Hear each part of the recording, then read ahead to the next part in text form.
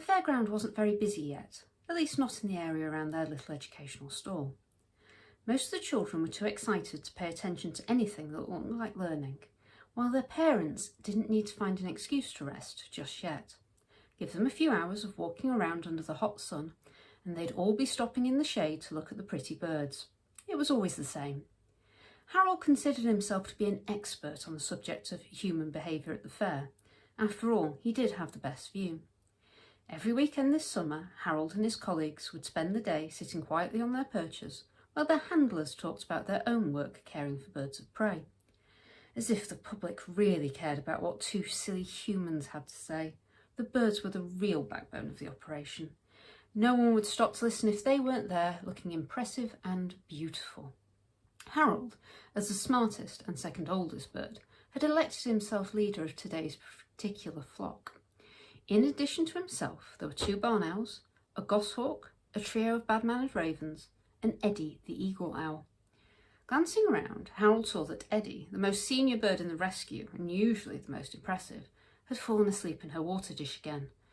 The pose wasn't a dignified look for a bird that big, but Eddie just opened one eye to glare at him when he screeched a complaint. No one appreciated the hard work Harold put in around here. In fact, no one was paying any attention to him at all.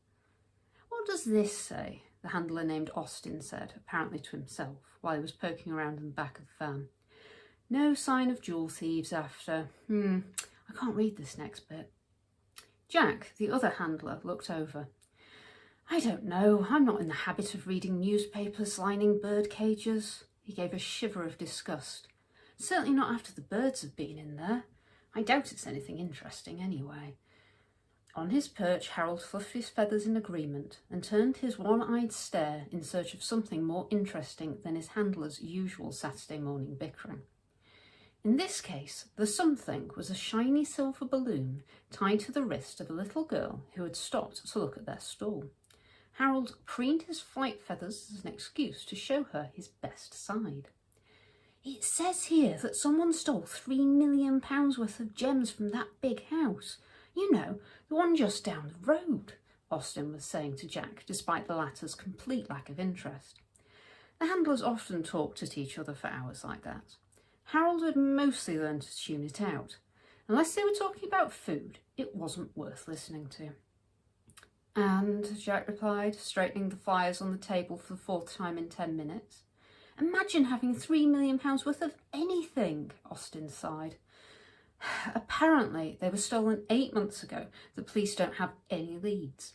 I wonder if it was an international heist, you know, like in the movies."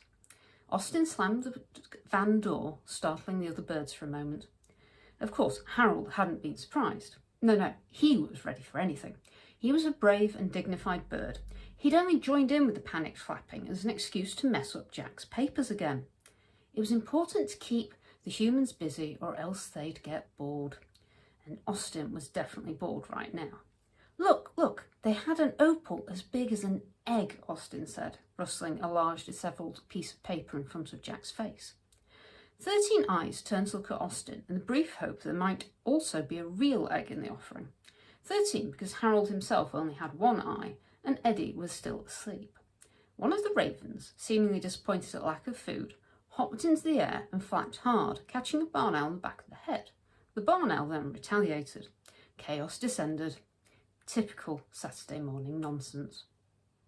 You can find out more about Harold's adventures in the Clan Destine Press anthology Who Sleuthed It. Thank you for listening. Bye.